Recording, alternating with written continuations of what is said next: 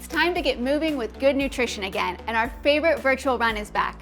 Hi everyone, I'm Dr. Dana Ryan, and I'm so pumped to be here with you all today.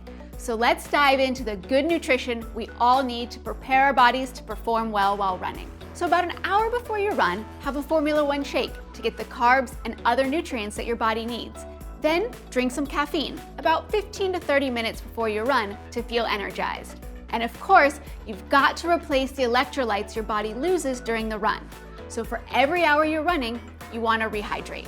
Now that we're ready to get moving, let's welcome our fitness expert, Denise Cervantes, who will guide us through our workout designed to improve running performance. Hey Denise. Hi Dr. Dana. Oh, it's so good to see you. I love to run too, but sometimes it can be hard on your body. That's where strength training comes in. It can really prepare your body for the demands of running, build resistance to fatigue, and make recovery faster.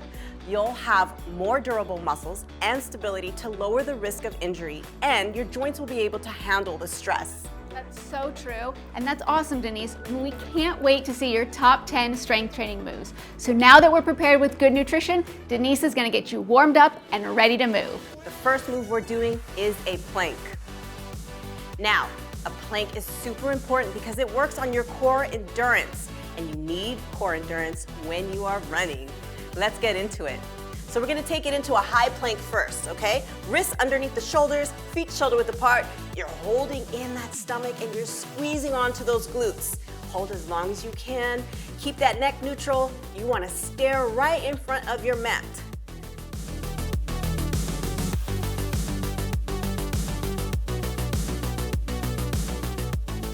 Move number 2, we got squats.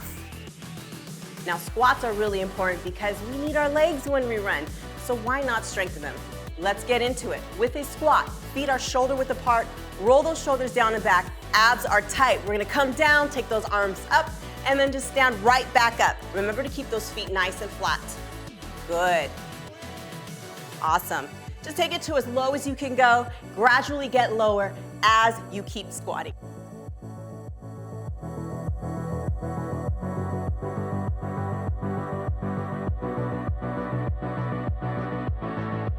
Favorite, push-ups. Now this is important because it reinforces our running posture. We're gonna get nice and strong in the chest, and while we're running, we tend to lean forward. So let's get nice and strong in the chest with these push-ups. Let's get it started. Same thing as that high plank. Wrists are underneath the shoulders, feet are shoulder width apart. We wanna lead with the chest all the way down and then all the way up.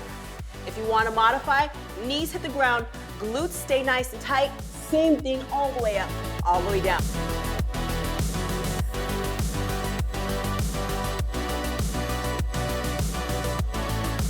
All right, we're going into what's called a split squat. Now what a split squat is exactly like a lunge, but you're not moving your feet. Now these are really important, again, for leg strength. We're coming down and up. Now this is working one leg at a time, which is that front leg. Stomach is tight, shoulders are back. If you want to challenge yourself, you can hold your hand weights at your side or use body weight like I'm doing. Don't forget to switch feet when you're done.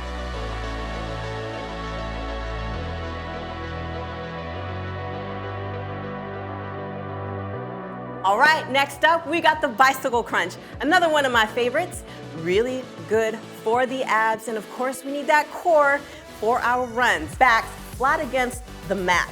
We're gonna take 2 fingers behind the head where your ears are. We're gonna lift the feet up. And what you're gonna do is you're gonna drive one shoulder to the opposite knee and then switch. Super easy. Keep that neck long.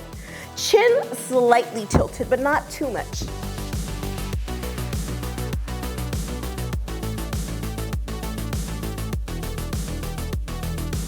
All right, we are ready for that next move. Single leg glute bridges. I love these because again, we're focusing on the glutes. Knees pointing to the ceiling, feet are nice and flat. Roll those shoulders back, neck long. Hands on the floor, we're gonna take one leg straight up into the air, and you wanna think of pushing that ceiling off of the room and letting it down nice and gently back onto the room. And repeat. Abs stay nice and tight, of course.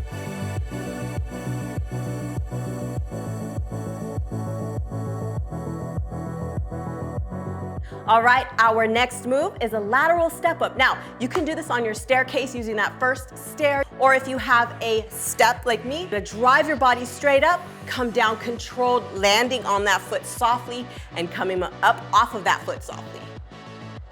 So all the work is done with that foot that is on the step. If you need to keep your hands out for balance, that's totally okay too. Take it to where you need to. You can go fast, you can go slow.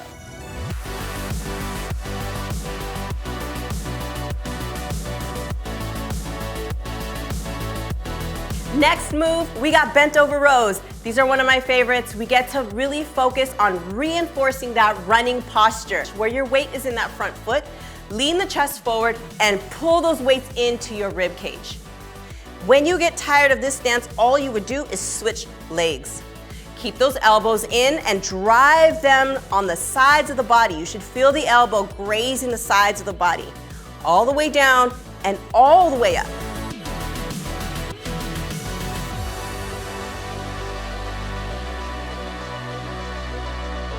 Up next is a kneeling curl to press. Really easy, but this one's great because the legs are out of the workout. It forces our core to work out more and also focuses on upper body.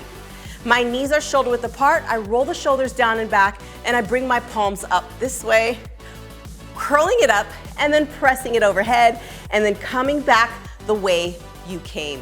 And just repeat this process while keeping the core nice and tight.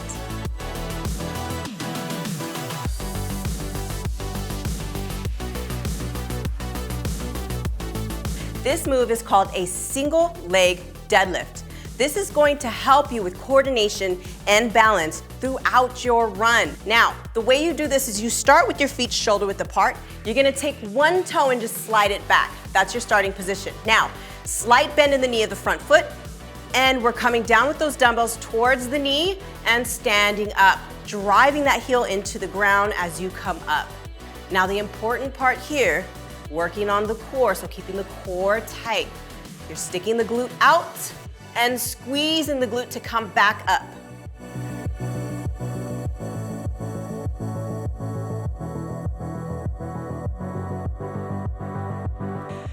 Whew, that's it. Great job. Do these 2 times a week on non-consecutive days. You can choose 5 or 6 moves at a time if you're in a time crunch. And instead of counting reps, do them until your muscles feel challenged and get fatigued. If you need, you can take up to 60-second breaks between each move. And now that we're feeling stronger, it's time to recover. Part of that includes a nice cool down stretch. Let's do that right now by taking a deep breath. Fill in that stomach and those lungs with a nice deep breath. Exhale. One more time. And since we're talking about what our body needs after a good workout, let's get back to good nutrition. Here's Dr. Dana to tell us more about that. Thanks, Denise. That was awesome. Thanks, Dana. And you're right. No workout is complete without cooling down and refueling. And these things are important after every type of activity, whether it's strength training or running. And remember, no matter the length of your run, you want to consume 20 to 40 grams of protein within 30 minutes of finishing. And for those longer runs, add in some carbohydrates to get closer to a 3-to-1 carbohydrate to protein ratio. Now we'd love to see you join the 2022 virtual run and get moving with good nutrition. So register for the individual or team run today. This year, we've got some great prizes, rewards, and badges you can earn too.